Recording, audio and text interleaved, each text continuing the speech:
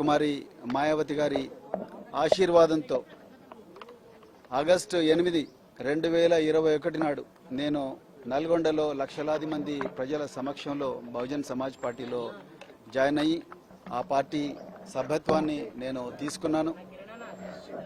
తెలంగాణలో ఏ బహుజన నేత తిరగనంత ఎక్కువగా 4000 గ్రామాలు, 350 రోజులు, లక్షలాది మంది ప్రజలు, వందలాది సభలు పెట్టి బహుజన్ సమాజ్ పార్టీ వాదాన్ని, బహుజన మహనీయుల త్యాగాన్ని తెలంగాణ ప్రజలకు పరిచయం చేసిన అదేవిధంగా మరి 2023 అసెంబ్లీ ఎలక్షన్లలో బహుజన్ సమాజ్ పార్టీ అభ్యర్థిగా నేను పోటీ చేయడమే కాకుండా 107 మంది అభ్యర్థులను బరిలోకి దించి మరి చాలా గొప్ప మరి ఎన్నికల పోరాటం చేయడం జరిగింది.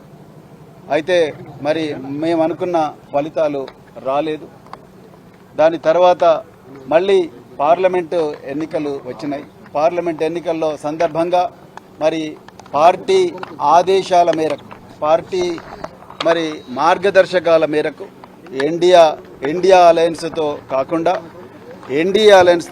అంటే బీజేపీ కానీ లేకపోతే కాంగ్రెస్తోని పొత్తులో ఆ కూటముల్లో ఉండే పార్టీలు కాకుండా మరి ప్రాంతీయంగా ఆ కూటమిలో లేని పార్టీలు ఏవైనా ఉంటే ఆ పార్టీలతో పొత్తు పెట్టుకోవాలని మరి పార్టీ మార్గదర్శకాలకు అనుగుణంగానే మరి గ్రామ స్థాయి నుండి మరి జిల్లా స్థాయి నుండి మరి రాష్ట్ర స్థాయి నాయకులందరితో చర్చించిన తర్వాతనే మరి ఈ నిర్ణయం తీసుకొని మరి తెలంగాణ మాజీ ముఖ్యమంత్రి మరి బీఆర్ఎస్ అధినేత కేసీఆర్ గారితో మరి చర్చలు కూడా జరపడం జరిగింది.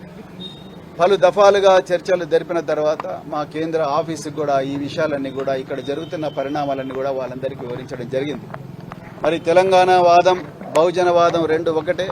మరి తెలంగాణ ప్రయోజనాల కోసం, మరి రాజ్యాంగాన్ని రక్షించుకోవడం కోసం కేంద్రంలో మరి బీజేపీ రాజ్యాంగాన్ని రద్దు చేస్తా అంటా ఉన్నది. 400 సీట్లు ఇవ్వండి, రాజ్యాంగాన్ని రద్దు చేస్తా అంటా ఉన్నది.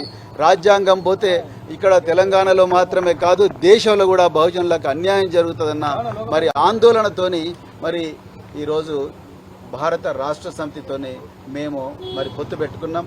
వారు మాకు 2 సీట్లు కేటాయించడం జరిగింది. మరి ఆ 2 సీట్లు కేటాయించిన తర్వాత నిన్న అఫీషియల్గా మా కేంద్ర సమన్వయకర్త అనుమతితోనే నిన్న అఫీషియల్గా మరి ఇరు వర్గాల అప్రూవల్ వచ్చిన తర్వాతనే నిన్న మరి మేము నాగర్ కర్నూలు నియోజకవర్గం నుండి హైదరాబాద్ నియోజకవర్గం నుంచి పోటీ చేస్తామని కూడా ప్రజలకు ప్రకటించడం జరిగింది. దాని తర్వాత విస్తృత కార్యకర్తల సమావేశం కూడా పెట్టడం జరిగింది. విధి విధానాల గురించి నిర్ణయించడం జరిగింది. కానీ అది తెలుసుకున్న మరి అది నచ్చని భారతీయ జనతా పార్టీ, నరేంద్ర మోడీ ఇవాళ నాగర్ కర్నూలుకి వచ్చిండు, నిన్న హైదరాబాద్లో ఉన్నాడు.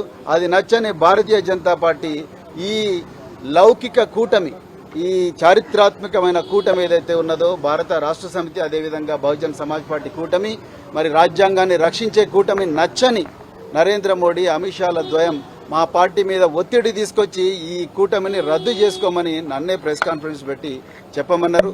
నాకు అది ఇష్టం లేదు. ఎందుకంటే మరి బహుజన్ సమాజ్ పార్టీ మాన్యశ్రీ కాన్షీరామ్ గారి నుంచి బైంజీ కుమారి మాయావతి గారి నుంచి నేటి దాకా మరి నా దాకా మేమందరం కూడా ఈ బహుజనవాదం డాక్టర్ బిఆర్ అంబేద్కర్, మహాత్మా జ్యోతిరావు పూలే, సంత నారాయణ గురు మరెందరో మహనీయుల ఆలోచనల వల్ల ప్రభావితమైన మేము ఒక్కసారి మాట ఇస్తే తప్పేది ఉండదు. పొత్తు ధర్మం, కష్టాలైనా నష్టాలైనా అందరూ కలిసిపోవాలి, ఒకరికొకరు సహాయం చేసుకోవాలి.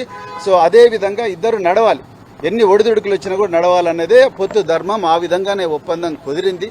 కానీ దురదృష్టవశాత్తు ఆ ఒప్పందాన్ని రద్దు చేసుకోమని ప్రెస్ కాన్ఫరెన్స్ పెట్టమని చెప్పేసి నాకు ఆదేశాలు వచ్చినాయి.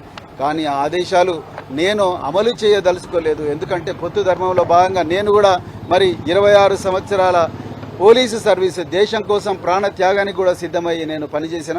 మరి బహుజన్ సమాజ్ పార్టీలో చేరినా కూడా ఎలాంటి రాజీపడని పోరాటం నేను సాగించి పార్టీ భావజాలాన్ని నేను గ్రామ ప్రజల్లోకి, రాష్ట్ర ప్రజల్లోకి మోసుకొనిపోయినా. కానీ అలాంటి వ్యక్తిని నేను ఒకసారి మరి ఒక పార్టీ రాష్ట్ర అధ్యక్షుడిగా మాట ఇచ్చిన తర్వాత ఈ బీజేపీ చేసే కుట్రలకు, బీజేపీ రాజ్యాంగాన్ని రద్దు చేయాలన్న కుటిల పన్నాగాలకు తలొగ్గి నేను చేస్తే ఈ దేశంలో బహుజన ప్రజలకు నేను అన్యాయం చేసిన వాడిని అవుతా. అందుకొరకే నేను మరి ఈరోజు నేను రాజీనామా బహుజన్ సమాజ్ పార్టీ సభ్యత్వానికి నేను రాజీనామా చేయడం జరిగింది. తెలంగాణ ప్రజలందరూ కూడా ఈ నిర్ణయాన్ని మరి స్వాగతించాలని చెప్పి నేను కోరుకుంటున్నా. నేను తెలంగాణలో బహుజన ప్రయోజనాల కోసం, అదేవిధంగా మరి తెలంగాణలో ఉండే బహుజన ప్రయోజనాల కోసం, దేశంలో రాజ్యాంగాన్ని రక్షించడం కోసం, లౌకికవాదాన్ని బతికించడం కోసమే నేను ఈ నిర్ణయం తీసుకున్నా, ఇంకొక ఉద్దేశంతో కాదు.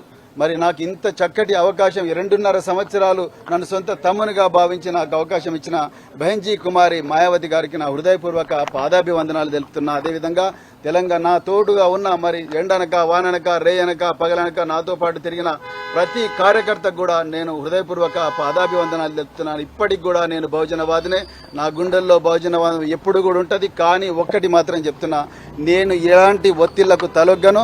ప్రాణం పోయినా సరే రాజ్యాంగాన్ని రక్షించుకుంటాం, రాజ్యాంగాన్ని కాపాడుకుంటాం. రాజ్యాంగ విలువలు జస్టిస్, లిబర్టీ, ఈక్వాలిటీ, ఫ్రాటర్నిటీ ఏవైతే విలువలను బాబాసాహెబ్ అంబేద్కర్ గారు చెప్పినరో, మానేశ్రీ కాన్షీరామ్ గారు ఏ విలువలైతే బోధించినరో ఆ విలువలను తప్పకుండా మేము కాపాడుకుంటాం, మా చరిత్రను కాపాడుకుంటాం. బహుజన ప్రజల కోసమే మరి రాత్రింబవలు పోరాడతామని చెప్పేసి సందర్భంగా చెప్తున్నా. సో ఈ నిర్ణయం నేను స్వచ్ఛందంగా మరి ఈ రాష్ట్ర ప్రజల ప్రయోజనాల దృష్టిలో పెట్టుకుని తీసుకున్న. ఒక్కసారి ఒక ఒప్పందం జరిగిన తర్వాత ఆ ఒప్పందం అనేది మళ్ళీ ఆ ఒప్పందం నుంచి బయటికి రాకూడదు. అది కనీసమైన ధర్మం. అందుకొరకే నేను ఆ పని చేయడం ఇష్టం లేక మరి నేనే బయటికి రావడం జరిగింది. సో నేను మళ్ళొకసారి చెప్తున్నా, బహన్జీ కుమారి మాయావతి గారు గుక్కు మహిళ, మరి ఉత్తరప్రదేశ్ మాజీ ముఖ్యమంత్రి గారు, వారు నిజంగా చాలా గొప్ప వ్యక్తి. వారు నాకు ఒక చక్కటి అవకాశం కల్పించారు. వారికి హృదయపూర్వక ధన్యవాదాలు తెలుపుతా ఉన్నా. అదేవిధంగా బహుజన్ సమాజ్ పార్టీ నాయకులకందరికీ ధన్యవాదాలు చెప్తా ఉన్నా. మరి నేను త్వరలోనే నా శ్రేయోభిలాషులు, అదేవిధంగా నా అభిమానులు, నాతో కలిసి నడవాలనుకున్న అందరు వ్యక్తులతోని ఒకసారి సమావేశం జరిపి నేను అప్పుడు నా రాజకీయ భవిష్యత్తు మీద నిర్ణయం తీసుకోబోతున్నా అని చెప్పేసి చెప్తున్నా. మరి ఇంత చక్కటి అవకాశం ఇచ్చిన మీడియా మిత్రులందరికీ కూడా హృదయపూర్వక ధన్యవాదాలు చెప్తాను. గురించి మరి మేము కేసీఆర్ గారితో ఇంతసేపు చర్చించడం జరిగింది. తప్పకుండా వారితో కలిసి పనిచేస్తాం. నిజానికి మరి ఆ రోజు ఆ నిర్ణయంతోనే మరి బహుజనవాదం, తెలంగాణవాదం రెండు ఒకటే ఈ పార్లమెంటింగంలో కలిసి పోరాడాలని నిర్ణయించుకుని ఆ రోజు కేసీఆర్ గారితో మరి బహుజన్ సమాజ్ పార్టీ పొత్తు పెట్టుకునే విధంగా ఒప్పందం కూర్చుకోవడం జరిగింది. ఇప్పుడు మరి ఎవరు బీజేపీ తీసుకొస్తున్న ఒత్తిళ్ల వల్ల ఆ పొత్తును మళ్ళీ నా స్వయాన నేను ప్రకటించడం అంటే, నేను ఈ దేశంలో మరి ఏవైతే రాజ్యాంగ వ్యతిరేక శక్తులు ఉన్నాయో ఆ రాజ్యాంగ వ్యతిరేక శక్తులకు ఊతమిచ్చినట్టు అవుతుంది. ఆ పని నేను చేయదలుచుకోలేదు. తప్పకుండా రాబోయే రోజుల్లో మేము కేసీఆర్ గారితో మరి బీఆర్ఎస్తో కలిసి పనిచేస్తామని చెప్పి ఈ సందర్భంగా చెప్తున్నాను. అది బహుజన్ సమాజ్ పార్టీ వాళ్ళు నిర్ణయిస్తారు, నేను చెప్పలేను. నేను ఆల్రెడీ రాజీనామా చేశాను.